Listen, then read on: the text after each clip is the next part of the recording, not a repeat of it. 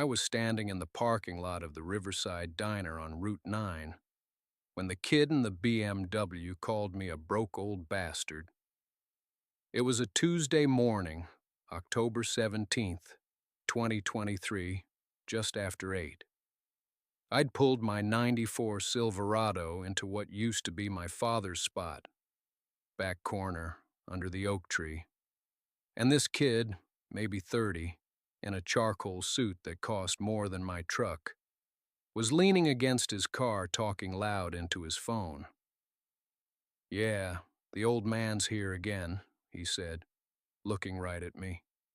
"Probably thinks he still owns the place." I didn't say anything, just adjusted my VFW cap and walked toward the door. The diner had been in my family for 42 years. My father built it in 1967 with money he saved from 2 tours, one in Korea, one advising in the early days of Vietnam. He ran it until the stroke took him in 1998. My mother kept it going another 11 years before the dementia made that impossible. When she died in 2009, my ex-wife Linda was still my wife, and the diner, along with everything else, went into both our names. The divorce in 2021 was quick and clean, she said. She got the diner. I got the truck and my father's old service footlocker. Her lawyer made it sound reasonable in front of the judge. She'd been managing the books for years. I'd been working construction. It made sense for her to take the business.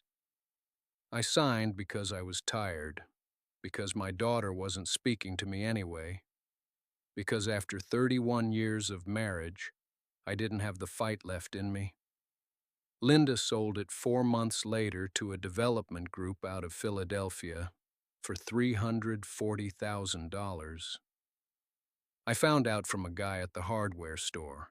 The kid in the BMW was named Derek Pullman.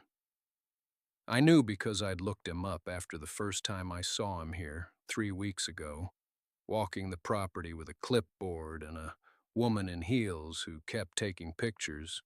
He was a project manager for Riverside Holdings, LLC, the company that bought my family's diner to tear it down and put up a Walgreens. I pushed open the door. The bell still rang the same way. The counter was still green Formica, the booth still red vinyl, but the coffee smelled wrong, and there were corporate posters on the walls now about hand-washing procedures. A young woman I didn't recognize looked up from the register. "We're not open for another hour," she said. "I know," I said. "I'm just looking." She shrugged and went back to her phone.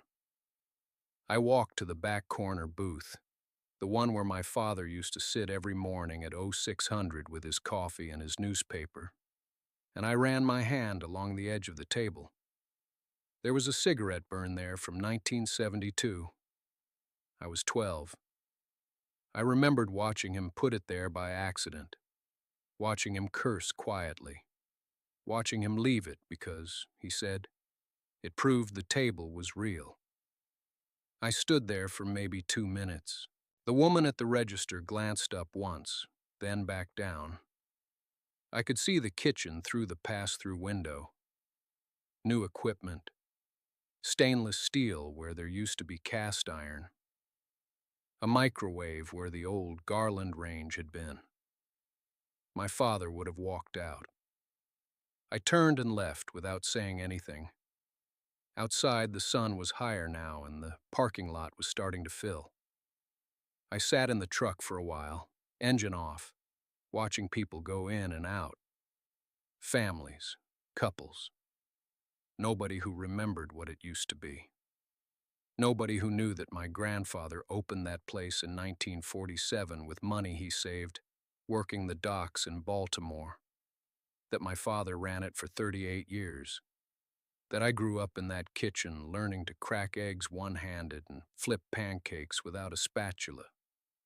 Nobody who knew that my mother died in the apartment above it in 1989. or that my father sold it 6 months later because he couldn't walk through the door anymore without seeing her at the register. I started the engine, drove back through town, past the high school where I graduated in 1978, past the VFW hall where I used to drink on Friday, a day nights before I shipped out, past the cemetery where both of them are buried under a flat bronze marker that says Kowalski and nothing else. I didn't stop. I kept driving until I hit Route 22, then turned east toward Allentown. I had a name in my head, a man I hadn't spoken to in 41 years, a man who owed my father a favor so old I wasn't sure it still counted. His name was Vincent Caruso. He'd been a supplier, produce, dairy, dry goods, back when my father was running the place. He'd gotten into trouble in 1982, something about a loan he couldn't pay, and my father had covered it. $12,000. Never asked for it back. Never mentioned it again. I remembered because I was there the day Caruso came in, sat in that same back booth, and cried. My father told me to go check the freezer. When I came back, Caruso was gone and my father was drinking coffee like nothing had happened. I didn't know if Caruso was still alive. Didn't know if he'd remember. But I knew one thing. Men like him don't forget a debt like that. I found him in the phone book. Vincent Caruso, listed under Caruso and Sons Wholesale Distribution, an address in Kearney I didn't recognize. I called from the kitchen wall phone on a Thursday morning, 9:15, coffee still warm in my hand. A woman answered. I asked for Vincent. She said he didn't come in much anymore, but she could get a message to him. I told her my name, told her my father was Anthony Rizzo, that he used to run Rizzo's on Bloomfield Avenue. There was a pause. Then she said, "Hold on." 3 minutes later, a voice I hadn't heard since 1983. Rough, older, but steady. "Tommy Rizzo?" "Yeah." "Jesus Christ. I thought you were dead." "Not yet." He laughed, short and dry. "Your old man?" 15 years ago? Silence. Then, "I'm sorry. He was a good man. Best man I ever knew." I didn't say anything. Let him sit with it. "What do you need, Tommy?" I told him. Told him about Linda, about the will, about the building sitting empty with my name still on the lease through September. Told him I wanted to open it back up. 1 month, maybe 2, just long enough to prove it could still work. He listened without interrupting. When I finished, he was quiet for a long time. "You got money for product?" "Some." "How much is some?" $1,800. Maybe 2,000 if I skip a truck payment. Another pause. I heard him breathing, heard papers rustling on his end. "I'll front you," he said. "First 2 weeks, no charge. After that, you pay cost, no markup. You make it work, we keep going. You don't, we call it even, and I eat the loss. Vincent, your father gave me 12 grand in 1982 when I had nothing. Didn't ask questions, didn't want a contract. Just handed me an envelope and told me to get my shit together. I never paid him back. He wouldn't let me. So now I'm paying you. We clear?" I looked out the window at the truck in the driveway, at the grass I hadn't mowed in 2 weeks, at the street where nothing ever changed. "Yeah," I said, "we're clear. I'll have a truck there Monday morning, 7 a.m. You be ready." He hung up before I could say thank you. I stood there with the phone in my hand, the dial tone humming, and for the first time since Linda died, I felt something that wasn't anger. I felt like my father was still in the room. The truck showed up at 6:47 a.m. on Monday, June 14th, 1999. I know because I'd been awake since 4, sitting at the kitchen table with coffee I didn't drink, watching the driveway like something might disappear if I looked away. It was a white Ford F350 with Moretti and Sons construction, painted on the door in green letters that had faded to the color of old money. The driver was maybe 30, built like he'd grown up swinging a hammer, and he didn't say much when he climbed out. Just nodded, handed me a clipboard with an equipment manifest, and asked where I wanted the dumpster. I pointed to the side yard, near the fence Linda had wanted me to replace 3 summers ago. He backed the truck in, dropped the container with a sound like thunder on gravel, and was gone by 7:15. I stood there looking at it, this big green metal box that meant I was actually doing this, and felt my chest tighten in a way that had nothing to do with my heart. The house was 1,847 square feet. I know because the tax assessment was still on the counter from when Linda was fighting the county over the appraisal. 2 bedrooms, 1.5 baths, a kitchen that hadn't been updated since 1974, a living room with carpet older than my daughter, and a basement full of 43 years of things we'd meant to sort through someday.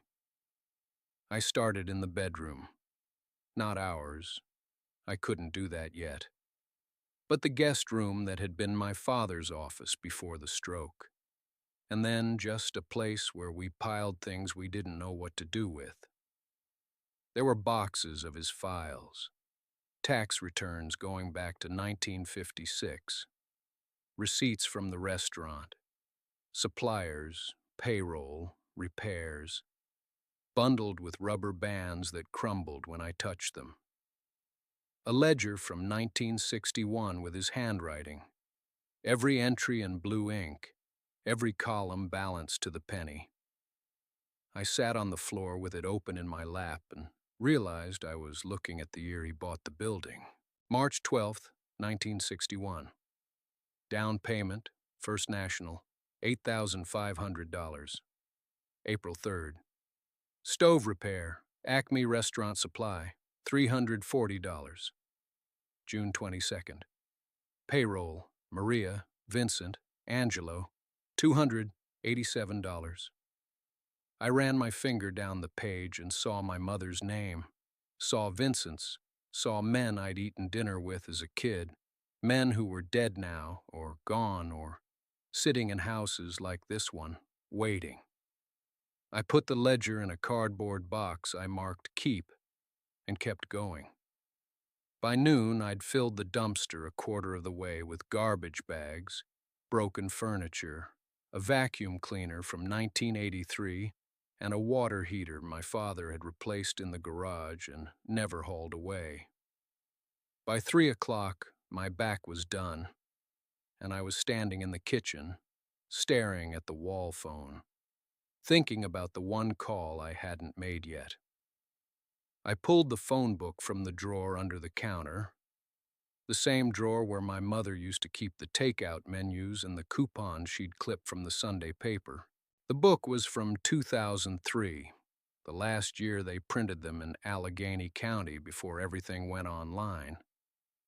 I flipped to the R's and ran my finger down until I found it. Rossi, Anthony J., 412-276-8834. I didn't know if the number still worked. I didn't know if he was still alive. But I dialed it anyway, standing there in the kitchen with the afternoon light coming through the window over the sink. The same window my father used to stand at every morning with his coffee, looking out at the alley. It rang 4 times. Then a voice, older than I remembered, but unmistakable. "Yeah." "Tony," I said. "It's Michael Caruso, Sal's son." There was a pause, long enough that I thought he might hang up. Then, "Jesus Christ, Michael, how long's it been?" 22 years, I said. "Give or take." Your old man still with us? No, he passed in February. Another pause. I'm sorry, kid. He was a good man. Best cook I ever worked with. That's why I'm calling, I said. I'm at the house, going through his stuff. Found something I think you'd want to see. What kind of something? The ledgers, I said. From the restaurant. Every receipt, every payroll, every supplier invoice from 1961 to 1987. He kept everything. Tony didn't say anything for a moment. Then, he kept those? All of them, stacked in the basement in a filing cabinet. I've been going through them all morning. Christ, Tony said quietly. I thought those were gone. I thought when the place closed, everything just disappeared. They're here, I said. Your name's in half of them. Payroll entries, supplier orders you signed off on, the night you covered for him when my mom went into labor with my sister. March 18th, 1974. He wrote it down. I heard him exhale, slow and long. What are you going to do with them?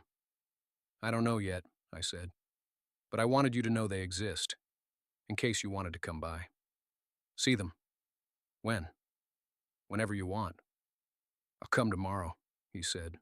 Morning, okay? Morning's fine. Michael, he said, and his voice changed, got quieter. Your father ever tell you why he closed the place? He said the neighborhood changed. Said people stopped coming. That's what he told everyone, Tony said.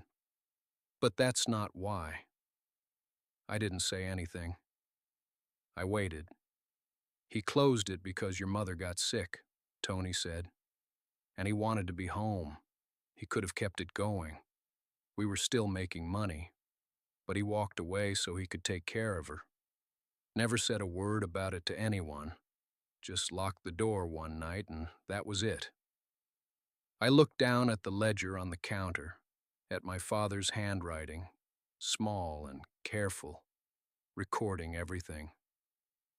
I'll see you tomorrow, I said. I hung up and stood there in the kitchen for a long time, looking at the ledger, at the receipts, at the photograph of my father in his apron, with his arm around a younger Tony Caruso. The light through the window had shifted. It was late afternoon now, almost evening. I could hear kids playing basketball somewhere down the block, the rhythmic bounce of the ball on pavement, voices calling out scores. I went back to the dining room and kept sorting. I found a folder marked Permits and Licenses with the original business license from 1962. My grandfather's signature at the bottom in fountain pen. There was a health inspection report from 1989 with a perfect score. A letter from the mayor's office in 1995, thanking my father for catering a community event. A stack of thank you cards from customers, some of them 30 years old. The ink faded, but the words still clear. Best meal of my life. You made our anniversary perfect. My son's graduation dinner. We'll never forget it. I kept going through boxes until it was dark outside and I had to turn on the overhead light. I found my father's chef's coat in a garment bag in the back of the closet, cleaned and pressed, his name embroidered over the pocket in red thread. I found a wooden spoon with the handle worn smooth from years of use. I found a notebook full of recipe modifications in his handwriting, notes in the margins about adjusting for altitude, for humidity, for the way the oven in the restaurant ran hot on the left side. And then, in a box I almost didn't open because it was taped shut and labeled Tax Records 1998. I found something else. A manila envelope, unsealed, with my name written on the front in my father's handwriting. Just Michael. Nothing else. I sat down on the floor and opened it. Inside was a single sheet of paper, handwritten, dated 3 weeks before he died. It started with, "If you're reading this, I'm gone, and I'm sorry I didn't say this when I could." I read it twice. Then I folded it carefully and put it back in the envelope and sat there on the floor of my father's house with my back against the wall and my eyes closed, listening to the sound of my own breathing. The next morning, I drove to the restaurant. It was a Tuesday, early, before the sun was fully up. The parking lot was empty except for a white Lexus I didn't recognize parked near the front door. I pulled in next to it and sat there for a minute with the engine off, looking at the building. The sign was still up, Rossi's in faded red letters, but half the bulbs were out and the paint on the trim was peeling. The windows were dusty. There was a for lease sign zip-tied to the chain-link fence that ran along the side lot. I got out and walked to the front door. Locked. I cupped my hands against the glass and looked inside. The dining room was empty, chairs stacked on tables, but the lights were on in the back. I knocked. Nothing. I knocked again, harder, and a woman appeared from the kitchen, mid-40s, dark hair pulled back, wearing jeans and a sweater. She looked annoyed until she got closer and saw my face through the glass. Then she stopped, and her expression changed to something I couldn't read. She unlocked the door and opened it halfway. "We're closed," she said. "Building's for lease." "I know," I said. "I'm Michael Rossi." She blinked. "Tony's son." "Yes, ma'am." She stepped back and opened the door wider. "I'm Angela.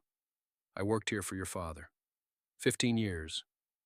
She looked at me like she was trying to decide something. "I heard about the funeral. I'm sorry I didn't make it. I was out of state." "It's all right." She nodded toward the dining room. "You want to come in?" I followed her inside. The smell hit me immediately. Old grease, lemon cleaner, something faintly sweet I couldn't place. The tables were the same ones I remembered, the booths along the wall, the bar in the corner with the brass rail my father polished every Sunday.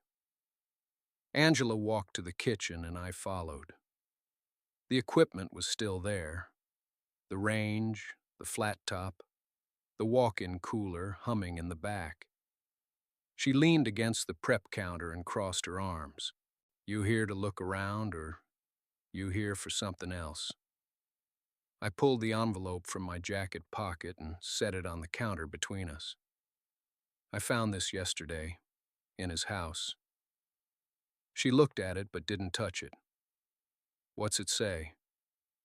"That he wanted me to have this place, that he knew I'd come back eventually, even if it took a while."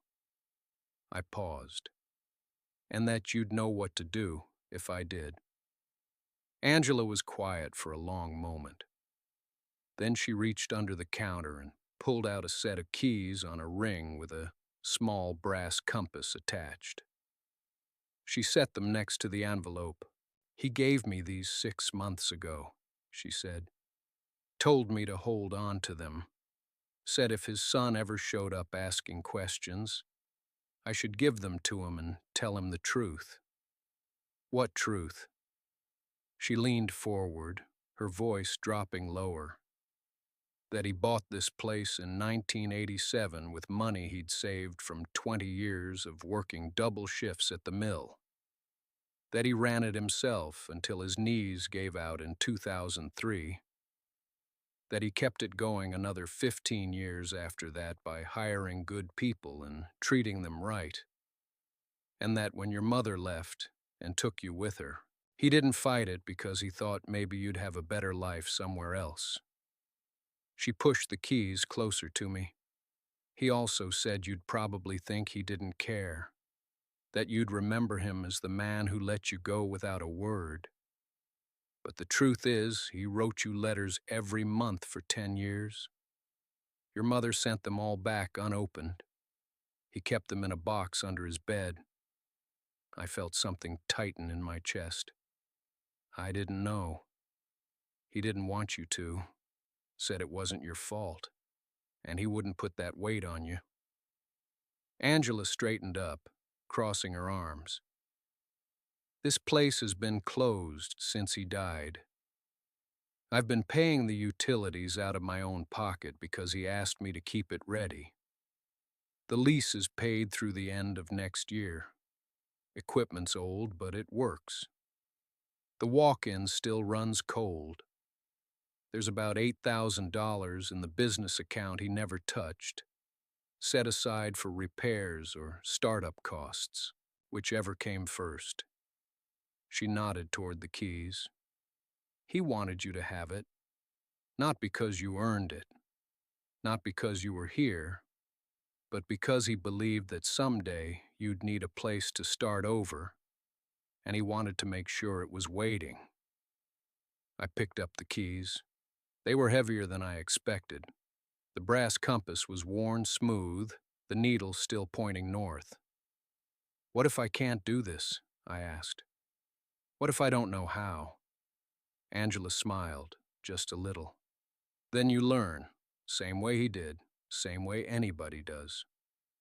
She reached under the counter again and pulled out a thick binder, the kind with 3 rings and a clear plastic cover. Inside was a handwritten operations manual. Recipes, supplier contacts, maintenance schedules, employee notes, everything. His handwriting. Neat, careful, exact. He left you more than a building, Angela said. He left you a map. I stood there with the binder open on the counter, turning pages slowly.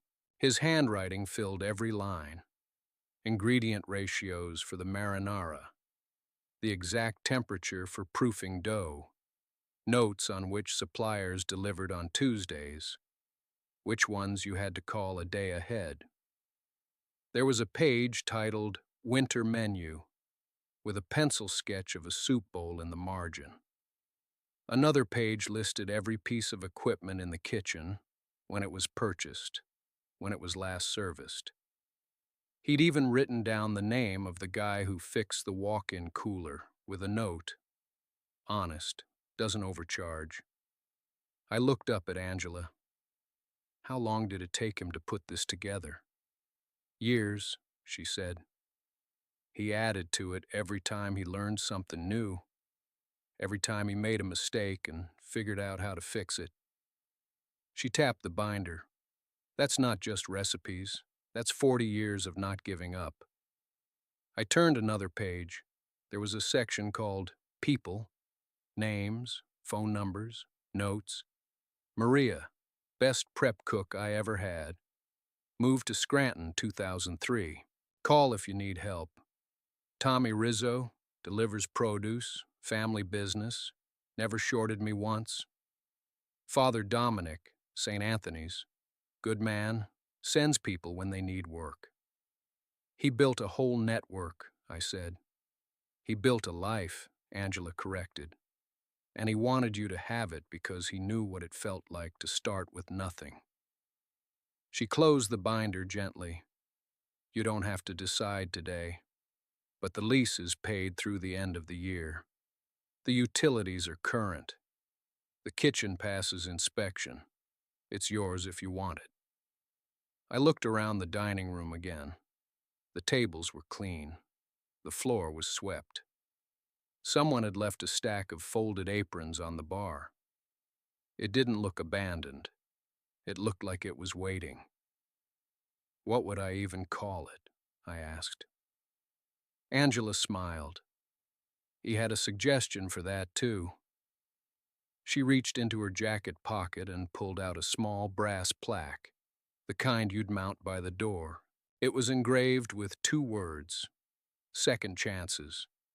I ran my thumb over the letters. They were deep, permanent. He had this made 6 months ago, Angela said. Right after the diagnosis, He told me, if he ever comes back, this is what it should be called, because that's what it is. I set the plaque down next to the keys and the binder. My hands were shaking a little. Not from fear, from something else. Something I hadn't felt in a long time. I stood there in the middle of that empty dining room for a long time after Angela left. The afternoon light came through the front windows at an angle, catching dust in the air. I could hear the hum of the walk-in cooler in the back. The building was alive. It had been waiting. I opened the restaurant 6 weeks later. Didn't change much. Kept the booths, kept the bar, kept the layout Uncle Ray had spent 40 years perfecting. I mounted the brass plaque by the front door myself, used a level twice to make sure it was straight. Second chances. The first week was slow. A few curious locals, a couple who remembered the old place. But word travels in a town like this. By the third week, we had a line on Friday nights. By the second month, I had to hire 2 more cooks and a weekend hostess. People didn't just come for the food. They came because it felt like something that mattered, like it had roots. I kept Ray's recipes exactly as he'd written them. Didn't modernize, didn't reinvent. The pot roast on Thursdays, the chicken fried steak on Sundays, the apple pie that took 4 hours start to finish. I cooked the way he taught me when I was 16, before I thought I was too good for any of it. Diane never came in. I didn't expect her to. But about 4 months after we opened, I got a text from my daughter. Just 3 words. "I'm proud, Dad. That was enough. I'm 71 now. I've been running this place for 3 years. My knees hurt by closing time, and I can't stand at the grill as long as I used to. But every morning at 5:30, I unlock that front door, flip on the lights, and start the coffee. And every time I do, I think about the man who gave me this. Not because he owed me, because he believed I could still be the person I was supposed to be. If you've ever been written off, walked away from, or told you were done, listen to me. You're not. Not unless you decide you are. Sometimes the people who see you clearest are the ones you stopped seeing at all. And sometimes a second chance doesn't come from the person you hurt. It comes from the person who loved you long before you lost your way. If this story meant something to you, share it. And if you've got your own story about someone who gave you a second chance when you didn't deserve one, I'd like to hear it. Leave it in the comments. We remember people by telling their stories. That's how they stay.